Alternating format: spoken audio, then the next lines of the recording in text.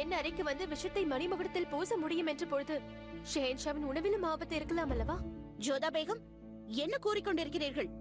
நீங்கள் உங்கள் எல்லையை மீறிக் கொண்டிருக்கிறீர்கள். ராஜமாதாவையே சந்தேகிக்கிறீர்கள். அவ்வாறு ஒன்றுமில்லை ருக்கியா பேகம். ஜோதா பேகம் கூறும் விஷயத்தில் அர்த்தம் உள்ளது. ஜோதா பேகம் கூறுவது மிகவும் சரிதான். ஜலால் மீது நடந்து கொண்டிருக்கும் தாக்குதல்களை பார்க்கும் போது நாம் அஜாக்கிரதையாக இருப்பது மிகவும் தவறு.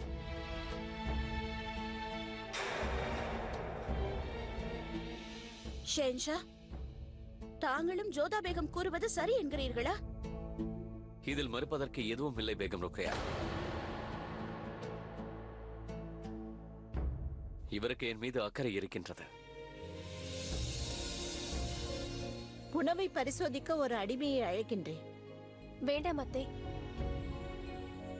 நானே இதை ருசி பார்க்கின்றேன். அப்பொழுது இந்த சந்தேகம் தேர்ந்துவிடும்.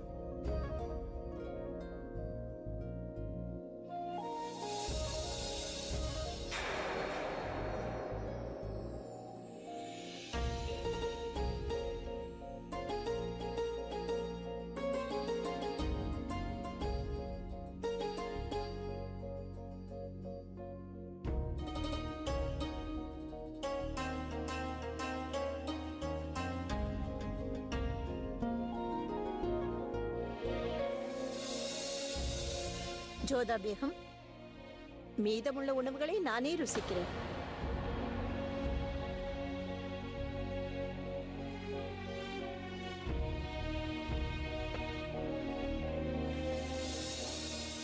ஜலால், இனி தாராளமாக நீ சாப்பிடலாம். நன்றி தாயே. ஜோதா பேகம், நீ செய்தது மிகவும் சரியே. ஷெஹன்ஷாவின் பாதுகாப்பில் உனக்கு மகாராணி கூட பெரிதாகப்படவில்லை.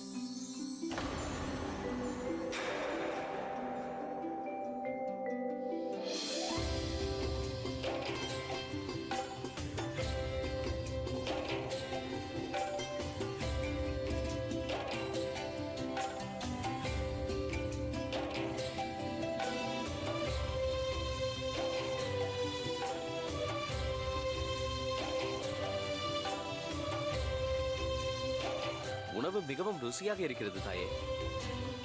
ஆனால் என்ன, காரம் சற்று குறைவு.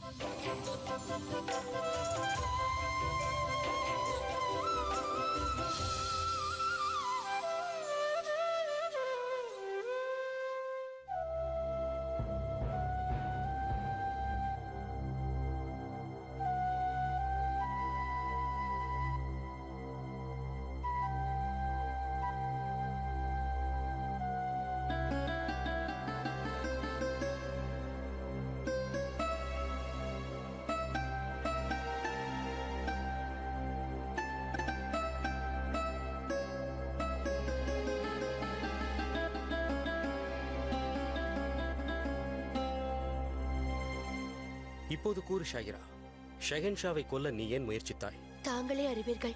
ஷெஹன்ஷாவை கொல்ல என்னிடம் காரணம் இல்லை. நான் பொய் கூறவில்லை என்று புரிந்து கொள்ளுங்கள். அதைத்தான் நான் புரிந்து கொள்ள முயற்சிக்கிறேன். அவரின் மரணத்தில் உனக்கு எந்த லாபமும் இல்லை. இருப்பினும் நீ எதற்காக அவரை கொல்ல முயற்சிக்க வேண்டும்? அவ்வாறு நான் ஏன் செய்ய போகிறேன்? எந்த ஷெஹன்ஷா என் மீது கருணை காட்டினாரோ, என்னை சிறைச்சாலையில் இருந்து விடுவித்தாரோ, எனக்கு கௌரவமாக வாழ வாய்ப்பளித்தாரோ, அவரை நான் எதற்காக கொல்ல வேண்டும்? நான் என் விசுவாசத்தை அனைவரின் முன்னும் நிரூபித்திருக்கிறேன். நீ கைது செய்யப்படும் போது ஷெஹன்ஷாவின் உயிர் ஆபத்தில் இருப்பதாக ஏன் கூறினாய்? ஏனென்றால் நான் எந்த சதித்திட்டமும் தீட்டவில்லை. நான் சிறைச்சாலையில் உள்ளேன். இதற்கு பொருள் என்னவென்றால், இந்த செயலை செய்தவர்கள் மீண்டும் ஷெஹன்ஷாவை தாக்குவதற்கான வாய்ப்புகள் அதிகம் உள்ளன. ஷெஹனாஸை பற்றி நீ என்ன நினைக்கின்றாய்? அவள் அவ்வாறு செய்ய இயலுமா? வாய்ப்பே இல்லை. அவள் அவள் எதற்கு இப்படி செய்ய வேண்டும்? அது எனக்கு தெரியவில்லை. ஆனால் அவள் கைகளில் காயம் உள்ளது. அது வெந்நீரால் ஏற்பட்ட காயம். வெந்நீரால் ஏற்பட்டிருந்தால் கைகளில் கொப்பளம் ஏற்பட்டிருக்கும். ஆனால் இப்போது என் கைகளில் எப்படி காயம் உள்ளதோ அப்படி ஒரு காயம்தான் அவள் கைகளில் கண்டேன். உண்மை என்ன என்பது எனக்கு தெரியாது. ஆனால் உங்கள் வேலையை நல்லபடியாக முடிப்பீர்கள் என்று நம்புகிறேன். என்னை கேட்டால் நான் இங்கு இருந்து கொண்டே அவர்கள் இருவருக்கும் விசுவாசியாக இருப்பேன். என்னை பொறுத்தவரை நீ காரியம் செய்யவில்லை. உன்னை பொய் கூறி இதில் சிக்க வைத்து விட்டார்கள். உனக்கு வாக்களிக்கின்றேன். உன்னை விரைவில் இவ்விடத்திலிருந்து வெளியேற்றுவேன். என்ன, நான் உண்மையான குற்றவாளியை கண்டுபிடிக்கும் வரை நீ இங்கேயே காத்திருக்க வேண்டும். அவரை பிடித்த அனைவர் முன்னிலையிலும் நிறுத்துவது என்பது எனது கடமையாகும்.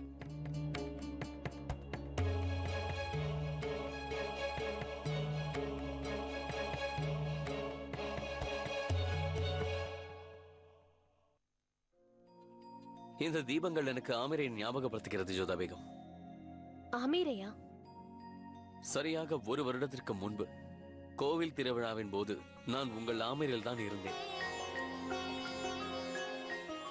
வேடிக்கையான விஷயம் என்னவென்றால் நான் இந்த வருடமும் அங்குதான் இருந்தேன். ஆனால் நிலைமை சற்று வேறாக இருந்தது. நீங்கள் என் முகத்தை பார்க்க விரும்பவில்லை. அதேபோல் எனக்கும் உங்களை நேரடியாக பார்க்க விருப்பமில்லை.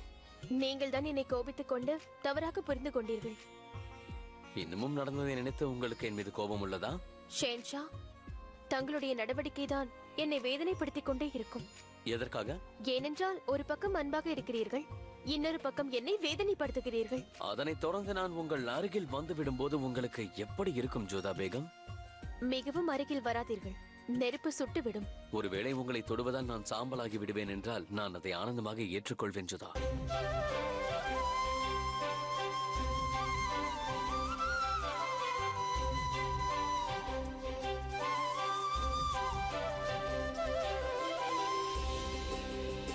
எனக்கு நீங்கள் செய்வது கொஞ்சம் கூட பிடிக்கவில்லை ஷேன்ஷா. எந்த விஷயம் ஜோதா பேகம்? இதுதான், தங்களை பற்றி உங்களுக்கு சிறிது கூட அக்கறை இல்லை. காயம் அடைவதற்கு எப்பொழுதும் சித்தமாக உள்ளீர்கள். நீங்கள் நல்லபடியாக இருந்தால்தான் பலருக்கு நன்மை என்று ஏன் புரிந்து கொள்ள மறுக்கிறீர்கள்? அந்த பலரில் நீங்களும் ஒருவரா? எல்லாவற்றையும் கிண்டலாக பேசுவது. நீங்கள் எனக்கு எவ்வளவு முக்கியமானவர் என்பதை நான் கூறித்தால் நீங்கள் தெரிந்து கொள்ள வேண்டுமா? நீங்கள் எனக்கு எவ்வளவு முக்கியமானவர் என்பதை நான் உங்களுக்கு புரிய வைக்க முயற்சி செய்கிறேன் ஜோதா பேகம். ஏற்கனவே நீங்கள் எனக்காக ஒரு முறை விஷம் அருந்தி அந்த அல்லாவின் கருணையால் எப்படியோ உயிர் பிழைத்து வந்தீர்கள்.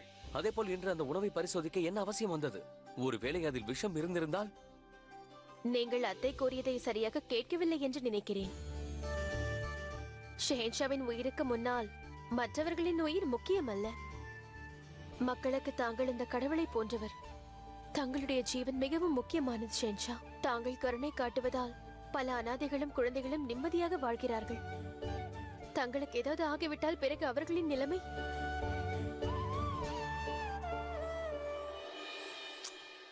தாங்கள் என் அருகில் இருக்கும் வரையில் எனக்கு எதுவும் ஆகாது.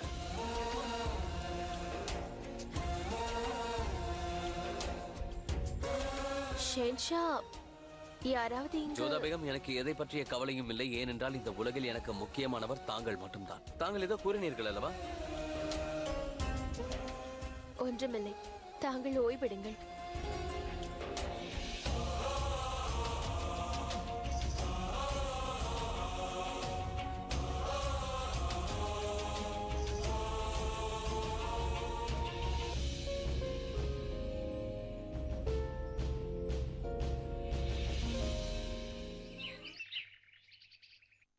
தாயே, ஷேனாஸ் ஜலாலின் தங்கை. ஒருவேளை ஜலாலுக்கு ஏதேனும் நேர்ந்து விட்டால் அரியணை அவளுக்கு சொந்தமாகிவிடும். நீ கூற வருவதை என்னிடம் தெள்ள தெளிவாக கூறிவிடு. நாம் அவள் கதையை விரைவாக முடித்து விடுவது நல்லது. அவள் கனவுகள் மிகவும் பெரியது. அவள் உதவியற்ற நிலையில் இருப்பது உண்மையானால் தமது தாயை விடுவித்து இங்கிருந்து ஓடியிருப்பாள். ஆனால் அவ்வாறு செய்யவில்லை. ஏனென்றால் அவளுக்கு அரியணை முக்கியம். அரியணை அவளிடம் சென்றுவிடும். அதகம் கான், புரிந்து கொள்ள முயற்சி செய். நீண்ட நாட்களுக்கு பிறகு நம் கை ஓங்க இருக்கிறது. அதற்கு காரணம் இந்த ஷேனாஸ் தான். ஆனால் தாயே, போதும் மாதகம், நீ கூறியதை கேட்டுவிட்டேன். உனக்கு அதுவே போதுமானது. அடுத்தடுத்த திட்டங்களை நானே போட்டுக் கொள்கிறேன். நீ தலையிடாமல் இருந்தால் அதுவே நல்லது. என்னை நிம்மதியாக செயல்பட விடு. நான் தலையிடக்கூடாது என்றால் என்னிடம் எதற்காக கூறினீர்கள்? ஷேனாஸிடம் நீ முட்டாள்தனமாக நடந்து கொள்ளக் கூடாது என்பதற்காகத்தான் இவை அனைத்தையும் நான் கூறினேன். ஆகட்டும் தாயே. தாங்கள் என் கருத்தில் ஒன்றி போகவில்லை என்றால் இந்த விவகாரத்தில் என்னை ஈடுபடுத்தாதீர்கள். அதகம், நான் கூறுவதை கேள். யா அல்லாஹ், என்ன செய்வது? ரஹீம், நீ கீழே இறங்கி வா. முதலில் உன் கையில் இருக்கும் குப்பையை வீசி எறி. முதலில் எனக்கொன்றை கூறுங்கள். இதை ஏன் குப்பை என்கிறீர்கள்? இதுவும் நம் நிலத்தின் ஒரு பாகம் தானே. ஆம் ரஹீம், ஆனால் அதை கொண்டு நீ விளையாட முடியாது. மண்ணை கொண்டு விளையாடுவது சரியான விஷயம் அல்ல. ஆனால் தேஜ்வன் சித்தப்பா இதை கொண்டுதானே விளையாடுகிறார். அனைவரும் அவரை பாராட்டுகின்றார்கள். உண்மைதான், ஆனால் அவர் ஒரு சிற்பி ஆயிற்று, நீ சிற்பி அல்ல. எனவே இதை கொண்டு நீ விளையாடக்கூடாது. கீழே இறங்கி வா ரஹீம். யாரால் கூற இயலும்? நானும் ஒரு நாள் சிற்பியாக வேணும் என்னவோ. ரஹீம், பிறகு எனக்கு கோபம் வந்துவிடும். முதலில் நீ கீழே இறங்கி வா, இல்லை என்றால் என்னிடம் அடி வாங்குவாய். என்னவாயிற்று சலீமா பேகம்? ஆதாப் ஷைன்ஷா. என்னவென்று கூறுவது? இப்பொழுதெல்லாம் ரஹீம் மிகவும் சேட்டை செய்கிறான். நீங்களே பாருங்கள் எங்கே அமர்ந்திருக்கிறான் என்று. கையில் மண்ணை வேறு வைத்துக் கொண்டிருக்கிறான். மண்ணை தூர வீசிவிட்டு கீழே இறங்கு என்று நான் கூறிக்கொண்டிருக்கிறேன். என் பேச்சை கேட்க மாட்டேன் என்கிறான். நானும் மரத்தில் ஏற முடியாது, தாசிகளும் அவனை தொடமாட்டார்கள் என்பதை நன்கு அறிந்து வைத்திருக்கிறான். இப்பொழுதெல்லாம் மிகவும் சேட்டை செய்ய ஆரம்பித்து விட்டான். குட்டி இளவரசரே, ஒரு நல்ல மகன் தாயை இவ்வாறு கஷ்டப்படுத்த மாட்டான். வாருங்கள். அம்மாவிடம் நான் சேட்டை செய்யவில்லை என்றால் பிறகு வேறு யாரு சேட்டை செய்வார்கள்? நீங்கள் குறும்புக்காரன் என்றுதான் நினைத்தேன். இப்போது நன்றாக பேசுகிறீர்கள். என்னுடைய கவலையும் அதுதான். பேசி அவனை யாரும் வெல்ல முடியாது.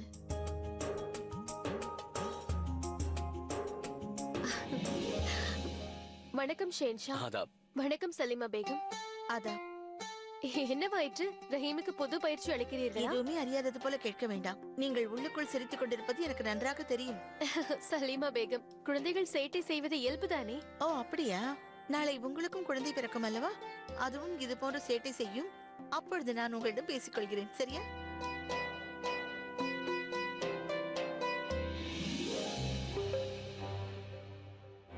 குட்டி ஷேன்ஷா, நீங்கள் அங்கு அமர்ந்திருக்கிறீர்களே, அந்த இடத்தில் சில தினங்களுக்கு முன்பு நான் இறந்து போன ஒரு எலியை பார்த்தேன். சீ, இறந்து போன எலியா?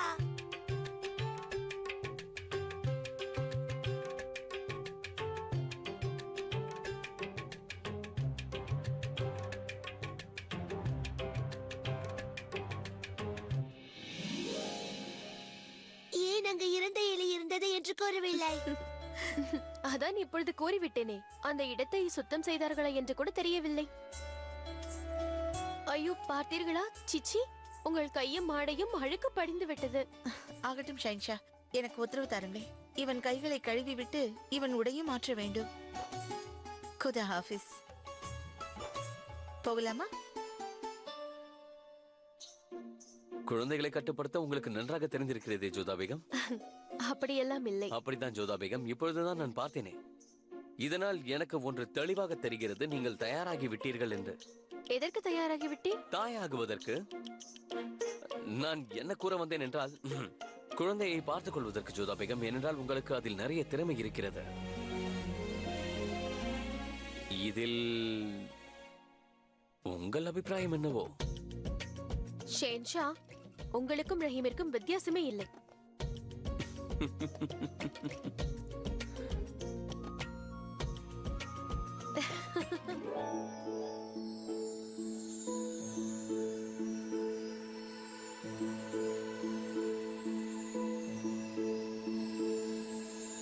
ஷைனாஸ், இவ்வளவு நேரம் எங்கிருந்தாய்? உன்னை பார்க்கவே முடியவில்லை. இங்கு வா.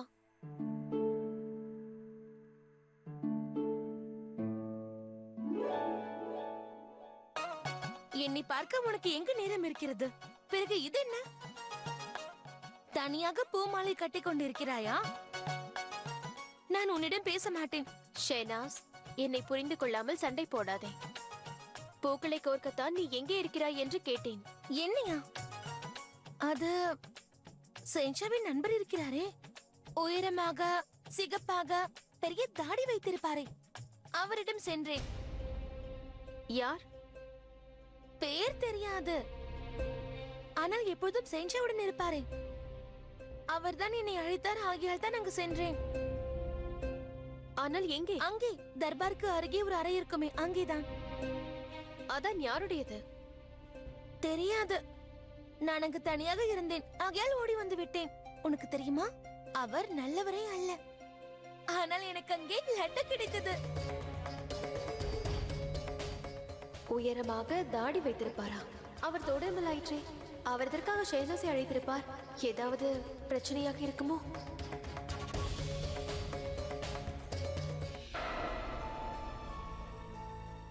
நாம் எங்கு செல்கிறோம் தாயே?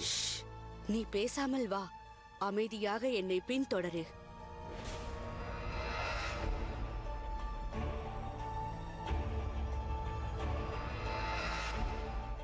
ஏன் நின்று விட்டாய்? இது அற்புதமான இடம் தாயே.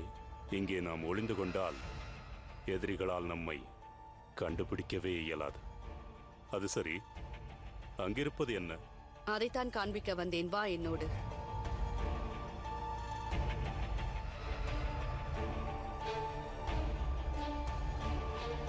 எங்கு செல்கிறீர்கள்?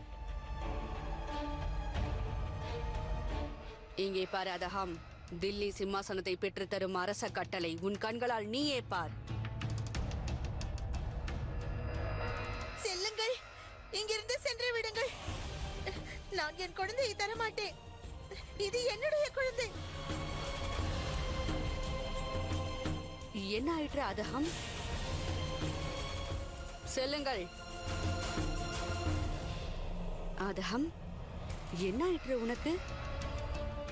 இவை அனைத்தையும் நான் தான் செய்தேன். உன் எதிர்காலத்திற்காக செய்தேன். தில்லி அரியணை உனக்கு கிடைக்க வேண்டும் என்பதற்காக செய்தேன்.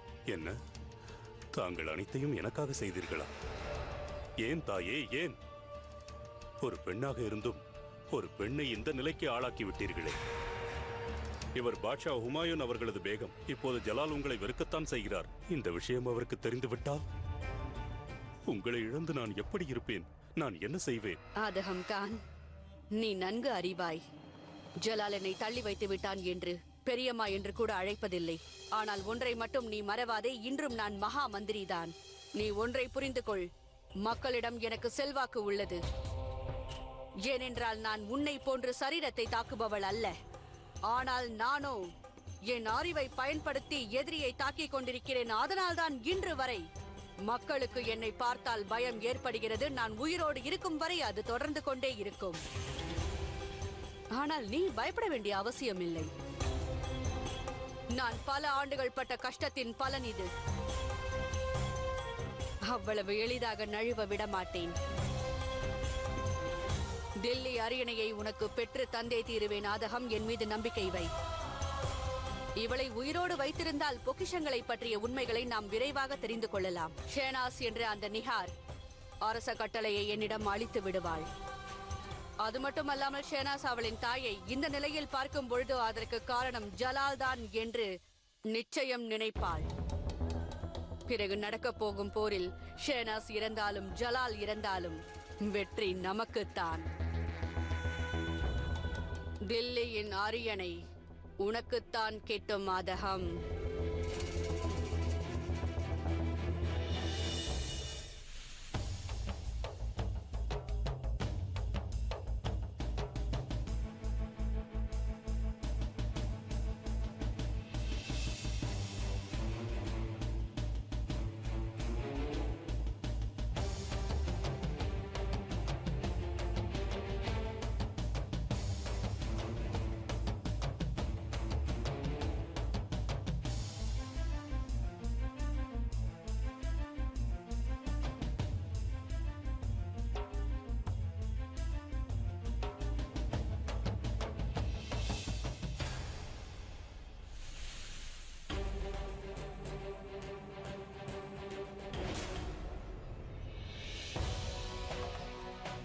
தோடர்மல் இதுக்காக ஷெஹனாஸை பின்தொடர்ந்து போகிறார்.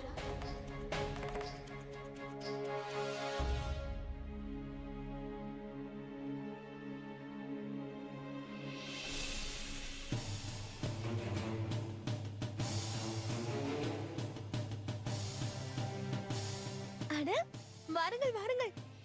தங்களுக்கு என்னுடன் கண்ணாமூச்சி விளையாட வேண்டுமா? இல்லை, எனக்கு அதற்கு நேரமில்லை. நில்லுங்கள்.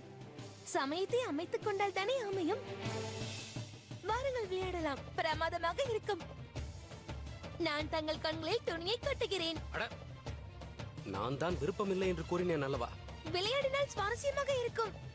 நான் உன்னுடன் விளையாட வரவில்லை, மாறாக உன்னுடன் பேச வந்திருக்கிறேன். இருக்கட்டும், விளையாடுவோம்.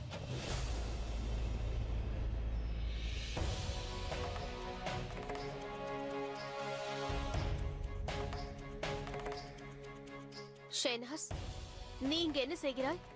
அது நான் வணங்குகிறேன் ஜோதா பேகம். வணக்கம். தாங்கள் ஷேனாஸோட ஏதாவது பேச வேண்டுமா? இல்லை, ஒன்றுமில்லை. விடையளியுங்கள்.